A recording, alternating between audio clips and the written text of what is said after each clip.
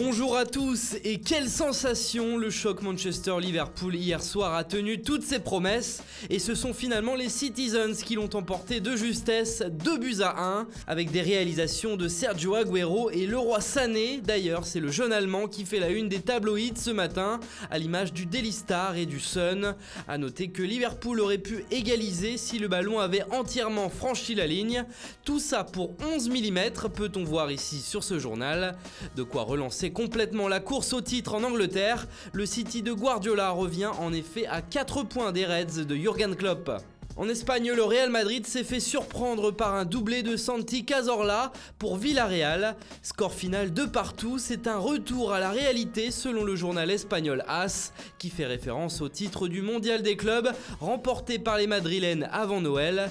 A noter que Gareth Bale s'est blessé durant la rencontre et c'est déjà sa 22e blessure depuis son arrivée en Espagne en 2013.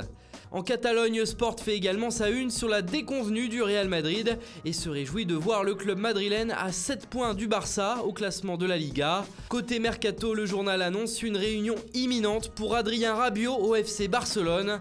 Le joueur sera accompagné de sa mère et agent, Véronique Rabiot, pour rencontrer les dirigeants Blaugrana.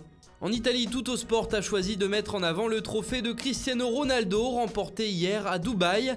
Il s'agit du trophée de joueur de l'année du Globe Soccer Awards. Il devance deux Français, Kylian Mbappé et Antoine Griezmann. Luka Modric ne fait donc pas partie du trio de tête cette fois-ci. Et on revient au mercato avec le journal La Provence qui se demande « Et si Balotelli ?»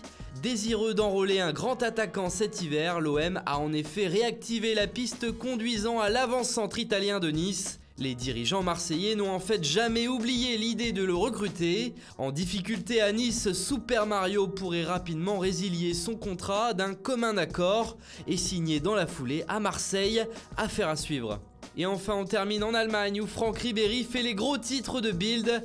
Tout ça pour un steak, mais pas n'importe quel steak, non, un steak à 1 200 €, commandé dans un célèbre restaurant de Dubaï aux Émirats Arabes Unis. Et visiblement cela a l'air de surprendre la presse allemande au point d'en faire sa une du jour. Voilà, c'est tout pour ce matin, bonne journée à tous et à très vite sur Foot Mercato.